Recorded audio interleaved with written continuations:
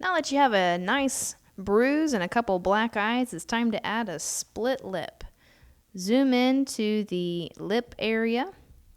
And to start out, we're just going to draw a shape here that looks a bit like a split lip. We're going to use a selection tool called the lasso.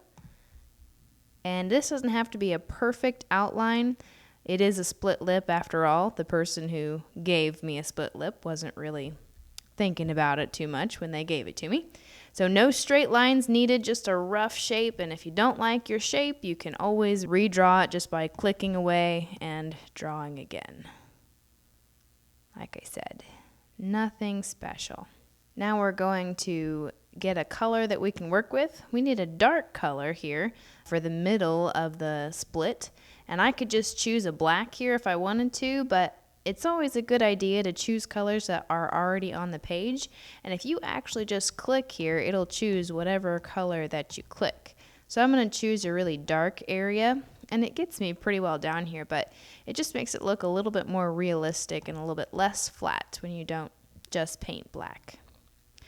Before you begin, make sure you add a new layer. No working on layer 1 here, which has the black eyes on it. And paint that dark color. Now you can deselect, Command D, and we're going to come up here and grab your brush tool. And what we want to do is add some reds and some of this darker color around the edges so it looks like it's kind of pulling out of the split. So if you come up here to your option bar, you have, this is where you choose your hardness and the size, and here are a few extra choices. Yours might not look like this.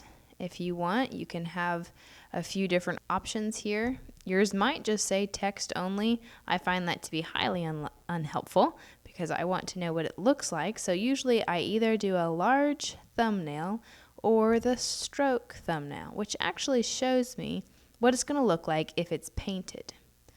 So choose something that's a little bit textured to work with as you paint this area. Let's try this one here. And if I just paint here just to show you what it looks like, it kind of has a spray paint kind of feel.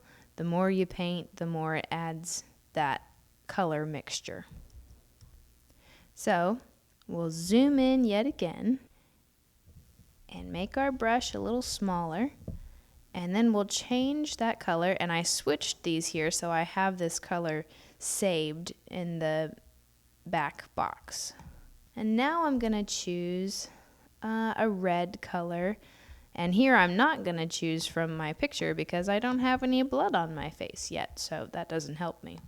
So I'm going to choose a red color, and you can decide which color your blood is. And now I can just paint on here, but before I get too crazy, I may want to do some things separately from my split. So before I paint, I'll add a new layer and start painting in some of that red. And once you have some red, then add a new layer yet again and switch those colors again and add a little bit along the edges. Gonna get a slightly smaller brush so I have a little bit more control of that. And it looks a little strange now, but bear with me, we'll get it looking right.